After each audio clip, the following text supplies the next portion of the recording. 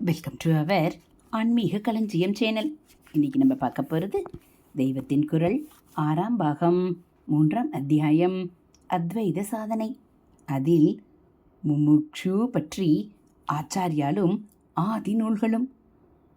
முமுக்ஷுதை பற்றி பல இடங்களில் சொல்லியிருக்கும் ஆச்சாரியால் குறிப்பாக சிலது விவேக சூடாமணியில் மனோமய கோஷத்தை பற்றி விஸ்தாரம் பண்ணும்போது சொல்லியிருக்கிறார். அன்னமயத்திலிருந்து ஆரம்பித்து ஒவ்வொரு கோஷத்தையும் பற்றி சொல்லிக்கொண்டு போகும்போது மனோமயத்தை பற்றி வருகிற இடத்தில் ஸ்ரத்தை சமாதானங்களை புத்தி சம்பந்தப்படுத்தி ஆச்சாரியால் சொன்னதாக பார்த்தோம். முமுக்ஷுதையை சொல்லும்போது மனசை சம்பந்தப்படுத்தி சொல்லியிருக்கிறார். அதனால் முமுக்ஷுதை மனசில்தான் ஏற்பட வேண்டியது என்று அர்த்தம் பண்ணி கொண்டு விடக்கூடாது. மனஸ் என்று ஒன்று இல்லை என்று அடித்து போடுவதில் ஒருவன் ஆழமாக கவனம் வைத்தால்தான் சரியான முமுக்ஷுவாக ஆகி அதற்கு மேல் சரியான வழியில் போக முடியும் என்றே காட்டுகிறார். ஒரு ஸ்டேஜ் வரையில் மனசில் தோன்றுவதிலேயே நல்லதாக இருப்பவை கெட்டதாக இருப்பவை என்று சீர்பிரித்து கெட்டதை தள்ளி நல்லதை எடுத்துக்கொள்ள வேண்டியது. அப்புறம் மோட்சம் ஒன்றே குறி என்ற தீவிர முமுக்ஷுதை ஏற்பட பக்குவமாகும்போது நல்லதென்பதும் மனசில் உற்பத்தியாகி மனசின் அனுபவத்திற்குள் வருவதாகத்தானே இருக்கிறது. ஆத்மாவோ மனசாலும் பிடிக்க முடியாதது. மனஸ் நசித்த அப்புறமே அதை அடைய முடியும். ஆகையால் நல்லதுகள் என்று இருக்கும் பலவற்றையும் அவற்றுக்கு ஆச்சரியமும் விஷயமாயிருக்கிற மனசையும் கூட நாம் தள்ளிவிட்டு நல்லதோ கெட்டதோ இருக்கிற ஒன்றேயான ஆத்மாவையே தான் தேடி நாடி எல்லாம் பண்ண வேண்டும் என்பதில் உறுதிப்பட வேண்டும். அதனால்தான் மனோமய கோஷத்தை சொல்லும்போது முமுக்ஷுவுக்கான அட்வைஸ் வார்னிங் எல்லாம் கொடுக்கிறார். முக்ஷு முதல் காரியமாக அக்ரே என்கிறார். முதலில் என்று அர்த்தம். முதல் காரியமாக விவேக வைராகியங்களை திருடமாக ஆக்கிக்கொள்ள வேண்டும்.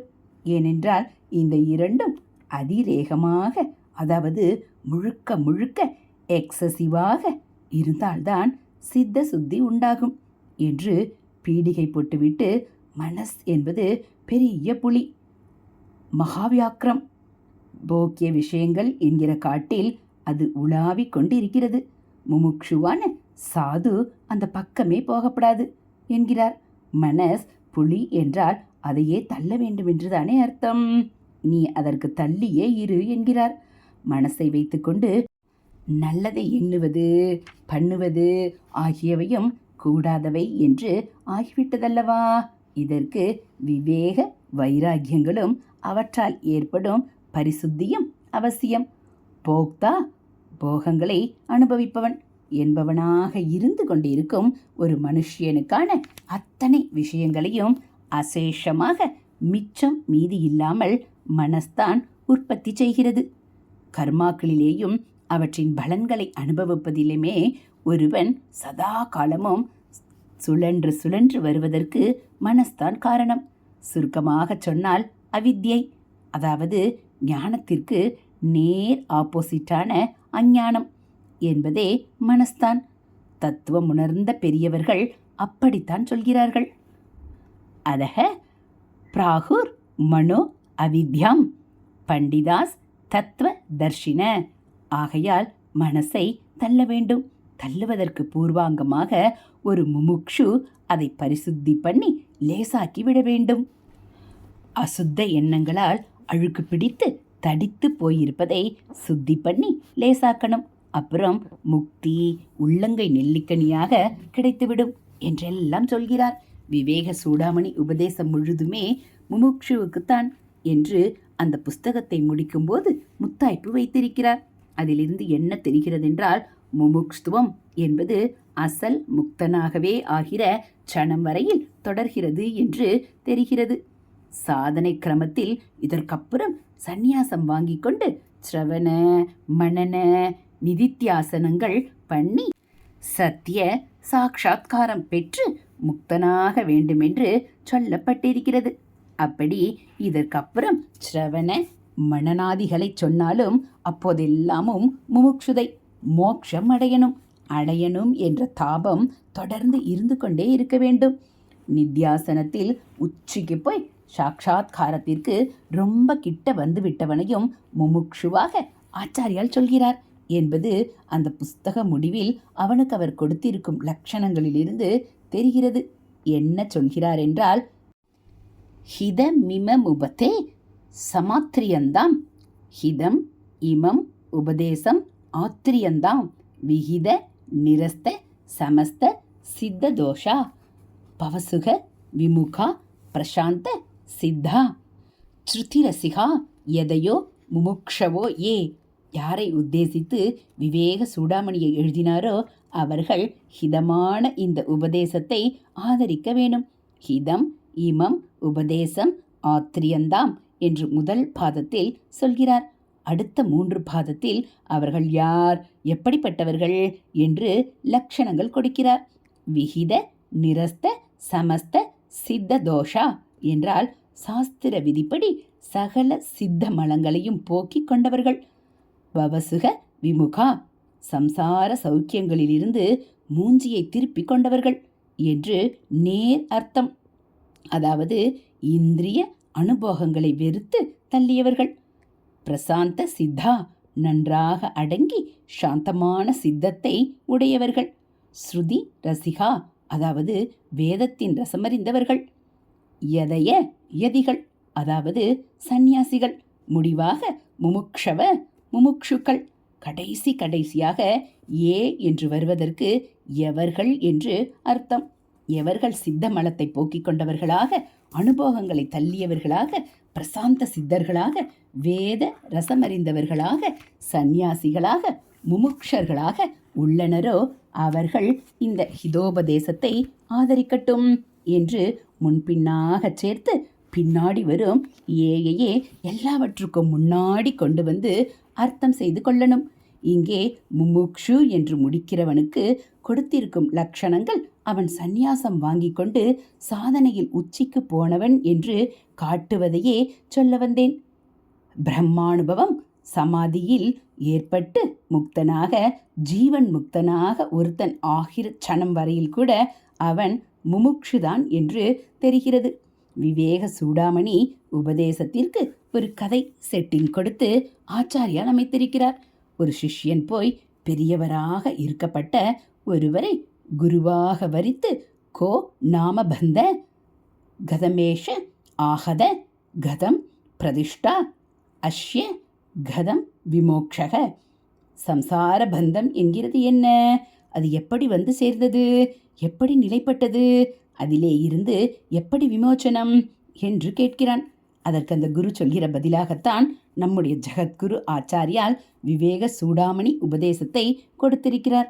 நிஜமான முமுக்ஷுதையுடன் நல்ல குரு பக்தியுடன் அந்த சிஷ்யன் கேட்டுக்கொண்டதால் உபதேச முடிவின் போதே அதனால் ஏற்பட வேண்டிய ஞானம், அனுபவம், உசந்ததிலெல்லாம் உசந்த பிரம்மஞானமும் பிரம்மானுபவமும் அவனுக்கு உண்டாகி எந்த பந்தத்தை பற்றி அடி முதலில் கேள்வி கேட்டானோ அதிலே இருந்து விடுபட்டு நிர்முக்த பந்தன என்று மூலத்தில் இருக்கிறது. குருவை நமஸ்காரம் பண்ணிவிட்டு கிளம்பினான். குருவும் அவருக்காக எங்கேயும் போகணும் வரணும் என்ற ஆசை இல்லாவிட்டாலும் லோகத்தை புனிதப்படுத்தணும் என்பதற்காக கிளம்பி அப்படியே சஞ்சரிக்க ஆரம்பித்தார் என்று கதை செட்டிங்கை பூர்த்தி பண்ணுகிறார். அதற்கப்புறம் இப்படியாக குரு சிஷ்ய சம்வாத ரூபத்தில் ஆத்ம லட்சணம் என்னவென்பது முமுக்ஷுகளுக்கு சுலபமாக ஞானம் உண்டாவதற்காக முமுக்ஷூணாம் சுக போத உபபத்தையே விளக்கி சொல்லப்பட்டது என்று ஆச்சாரியால் தம்முடைய வாக்காகவே சொல்கிறார். இதற்கு அடுத்ததுதான் சித்த மலத்தை போக்கிக் கொண்டவர்கள் என்று ஆரம்பித்து யதிகள் என்ற வரையில் முமுக்ஷுக்களை வர்ணிக்கும் ஸ்லோகம். முமுக்ஷுக்களிலும் அவர் மந்த, மத்தியம, உத்தம அதிகாரிகளை ஒப்புக்கொண்டதில் லேசாக ஒரு மோட்ச இச்சை கொண்ட நம் மாதிரியானவர்களிலிருந்து நிஜமான சந்நியாசிகளாகி பிரசாந்த சித்தர்களாகி விட்டவர்கள். வரை எல்லாவித மாணவர்களும் அடங்கி விடுகிறார்கள்.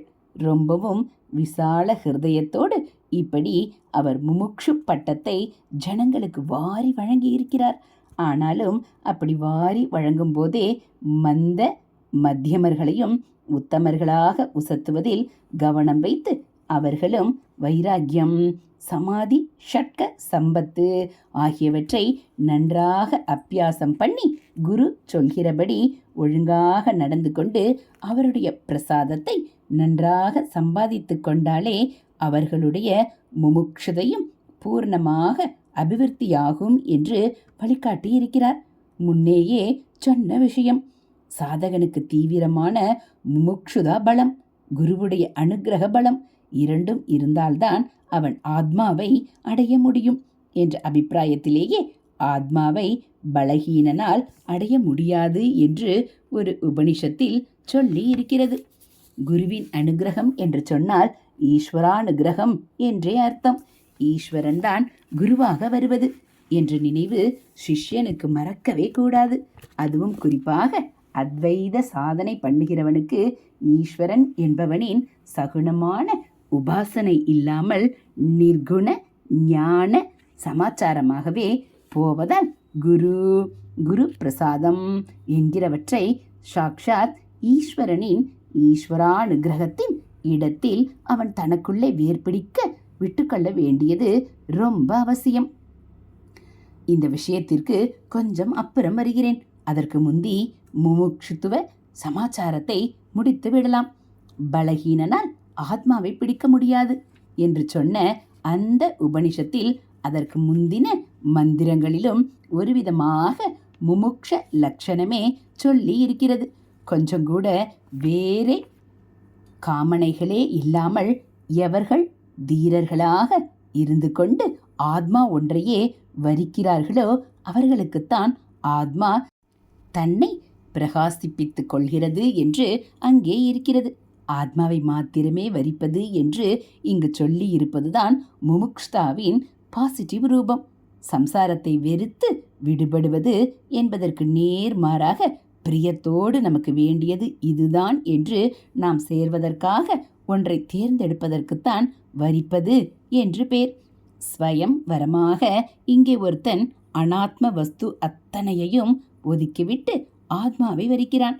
அழகான ஆனந்தமான பாசிட்டிவ் அபிப்பிராயமாக இங்கே கோளையும் அதில் நாட்டத்தையும் உபனிஷத் சொல்கிறது. ஆத்மேச்ச வியவசியதாம் என்று முமுக்ஷதையின் இதே பாசிட்டிவ் ரூபத்தை ஆச்சாரியாலும் சொல்லி இருக்கிறார். ஆத்ம இச்சையை, அதாவது ஆத்ம சாட்சாத்காரம் அடைய வேண்டும் என்ற இச்சையை தீர்மானமாக பழகிக்கணும் என்று அர்த்தம். கர்மா பக்திகளிலிருந்தே ஆரம்பித்து படிப்படியாக சாட்சாத்காரம் வரை அவர் கொண்டு போகிற சோபான பஞ்சகத்தில் கிரகத்தை துறந்து சந்நியாசியாக புறப்படுவதை சொல்வதற்கு முன் படியாக முமுட்சுதையை சொல்ல வேண்டிய இடத்தில் மோக்ஷத்தில் இச்சைவை என்று தள்ள வேண்டியதை சொல்லாமல் பெற வேண்டியதான ஆத்மாவில் பிரியம் வைப்பதையே சொல்லி இருக்கிறார். விட வேண்டியதை சொல்லாமல் பெற வேண்டியதை தேடிக்கொண்டே போவதை உபனிஷத்துக்களில் அநேக இடங்களில் சொல்லியிருக்கிறது. என்னுளே தேடி கண்டு கொண்டேன் என்று அப்பர் சுவாமிகள் சொன்ன மாதிரி பிரம்ம பரர்களான, பிரம்மமே லட்சியமென்று கொண்டவர்களான, பிரம்ம நிஷ்டர்களான, பிரம்ம விஷயமாகவே பற்றுதல் வைத்தவர்களான இந்த இடத்தில் நிஷ்டை என்பது அனுபவபூர்வமாக சமாதியில் நிலைத்து நிற்பதில்லை. அந்த அனுபவத்திற்காக ஆர்வம் கொண்டவர்களை பற்றியே இங்கே பேச்சாகையால் நிஷ்டை என்பதற்கு பற்றுதல், டெடிகேஷன் என்று இருக்கும் அர்த்தத்தை எடுத்துக்கொள்ள வேண்டும். பிரம்ம அன்வேஷமானர்களான, பிரம்மத்தையே தேடிக்கொண்டிருப்பவர்களான 6 பேர் மகர்ஷியான ஒரு ஆச்சாரியனிடம் போனார்கள் என்று பிரச்சனோபனிஷத் ஆரம்பிப்பதிலும் முமுட்சர்களான அந்த 6 பேரைத்தான் பாசிட்டிவாக வர்ணித்திருக்கிறது. இங்கே பரமாத்மாவைத்தான் தேடிக்கொண்டிருக்கும் முமுட்சுக்களை அன்வேஷ்மானர் என்று சொல்லி இருக்கிறதற்கேற்க சாந்தோக்கியத்தில் அந்த பரமாத்மாவை அன்வேஷ்டவ்யன் தேடி கண்டுபிடிக்கப்பட வேண்டியவன் என்று இருக்கிறது. கடோபனிஷத் நசிகேதஸை பற்றி சொல்வது ஒரு ஐடியல் முமுட்சுவை லோகத்துக்கு காண்பிப்பதாகவே இருக்கிறது.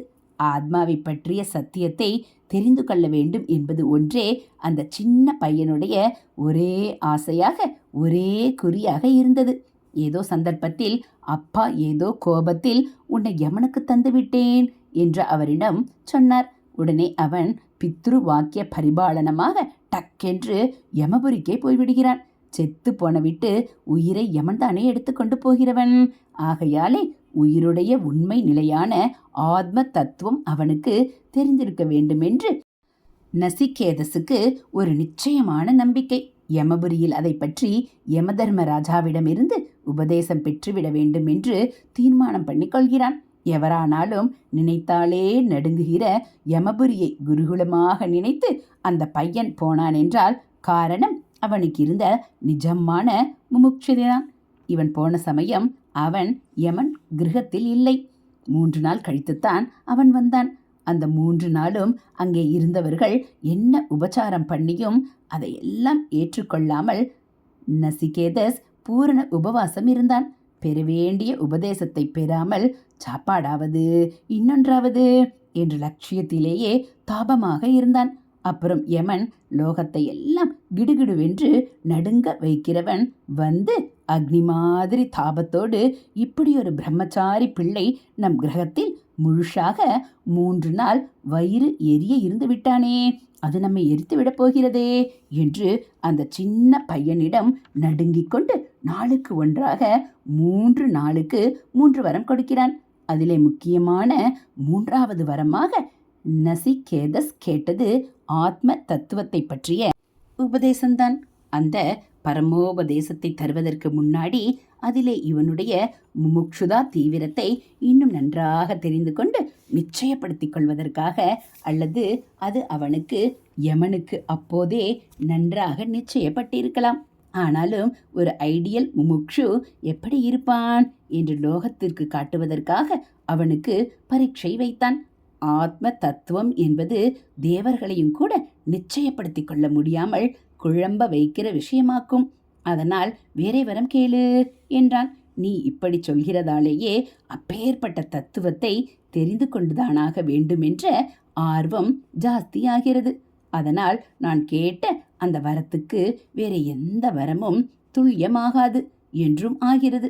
அதைத்தான் நீ உபதேசிக்கணும். உன்னை விட்டால் உனக்கு துல்லியமாக அதை எடுத்துச் சொல்கிறவர்தான் யார் இருக்கிறார்கள் என்று நசிகேதஸ் விடாப்பிடி பிடித்தான். ஆணை, குதிரை, ஸ்வர்ணம், பூமி, ஆதிபத்தியம், புத்திர பௌத்ரால் இஷ்டப்பட்டவரை ஆயுஷ் அத்தனையும் தருகிறேன். நீ என்னவெல்லாம் ஆசைப்பட்டாலும் பூர்த்தியாக அனுகிரகம் பண்ணுகிறேன். மனுஷ்யர் எவருக்குமே கிடைக்க மாட்டாததாக என்னுடைய பரிவாரங்களையே உனக்கு ரத சாத்தியம் பண்ணவும் கீத வாத்தியங்கள் வாசிக்கவும் அனுப்பி தருகிறேன். நீ கேட்ட அந்த வரத்தை மட்டும் பிரஸ் பண்ணாதேயப்பா, வேற என்ன வேண்டுமானாலும் கேட்டுக்கொள் என்று யமன் தினுசாக சொல்கிறான். டெஸ்ட் வைக்கிறான். ஸ்வர்ணஹாரத்தை அவனிடம் திணிக்கிறான். நசிகேதஸ் கொஞ்சம் கூட சலிக்கவில்லை. நீ கொடுக்கிற அத்தனையையும் எத்தனை காலத்திற்கு அப்புறமானாலும் ஒரு காலத்தில் உன் கைக்கே திரும்புகிறவைதானே. எனக்கு எது என்றைக்கும் சாஸ்வதமோ அதுதான், அது ஒன்றுதான் வேண்டும். இந்த நசிகேதஸ் வேற ஒன்றை கேட்க மாட்டானாக்கும் என்று அடித்து சொல்லிவிடுகிறான். ஸ்வர்ணஹாரத்தையும் விரலால் கூட சீண்டாமல் ஒதுக்கி விடுகிறான். யமனுக்கு பரம திருப்தியாகி விடுகிறது. அப்பா குழந்தே, அத்தனை ஆசையும் அல்பமென்று ஒதுக்கினவன் நீ. வித்யை ஞானம் ஒன்றிலேயே மனசை வைத்தவன் நீ. உன் மாதிரி கேட்கிறவனே இனியும் எனக்கு கிடைக்கட்டும். இப்படி சொன்னால் அந்த மாதிரி கிடைப்பது அசாத்தியம் என்று அர்த்தம். நீதான் தீரன். பிரம்மலோக வாசல் உனக்கு திறந்தாயிற்று. பிரம்மலோகம் என்றால் இங்கே சதுர்முக பிரம்மா இருக்கிற லோகம் இல்லை. பிரம்மம் என்ற சத்தியத்தை தெரிந்து கொள்வதற்கான வழி திறந்தாயிற்று என்பதையே இப்படி அலங்காரமாக சொல்கிறான். இப்படியெல்லாம் கொண்டாடிவிட்டு தத்துவோபதேசம் பண்ணுகிறான். உபனிஷத் முடிவில் முமுட்சுவாக வந்த நசிகேதஸ் முக்தனாகவே ஆனதை சொல்லி இருக்கிறது. அதோடு அவன் மாதிரி தத்துவத்தை தெரிந்து கொண்ட ஏவம் வித் என்று இருக்கிறது. இம்மாதிரி தெரிந்து கொண்ட என்று அர்த்தம். அப்படி தெரிந்து கொண்ட எவருமே முக்தராவார்கள் என்று பூர்த்தி பண்ணியிருக்கிறது. நசிகேதஸ் மாதிரி என்றால் தீவிர முமுட்சுதையோடு என்று அர்த்தம். சதுஷ்டயம் என்று நாளங்க 4 அங்க அமைப்பாக சொன்ன சாதனை கிரமம் முமுட்சுத்துவத்தோடு முடிகிறது. ஹரஹர சங்கர ஜெய ஜெய சங்கர, ஹரஹர சங்கர ஜெய ஜெய சங்கர. மகா பெரியவா சரணம். இது போல் தெய்வத்தின் குரல் பகுதிகளை நீங்கள் தினந்தோறும் கேட்கணும் அப்படின்னா மறக்காமல் நம்ம சேனலை சப்ஸ்கிரைப் பண்ணுங்கள். கூடவே பெல்லைக்கானை கிளிக் பண்ணி ஆளுங்கிற பட்டனையும் அழுத்திடுங்க. நம்ம சேனலில் வரக்கூடிய தெய்வத்தின் குரல் பகுதிகள், மகாபிரிவா மகிமை, மகாபிரிவா அருள்வாக்கு, ஆன்மீக கதைகள், ஆன்மீக தகவல்கள் எல்லாம் உங்களுக்கு பிடிச்சிருந்தா ஒரு லைக்கும் கமெண்ட்டும் கொடுத்து உங்களுக்கு தெரிஞ்சவங்களுக்கும் ஷேர் பண்ணுங்கள். ஹரஹர சங்கர ஜெய ஜெய சங்கர, ஹரஹர சங்கர ஜெய ஜெய சங்கர. மகா பெரியவா சரணம்.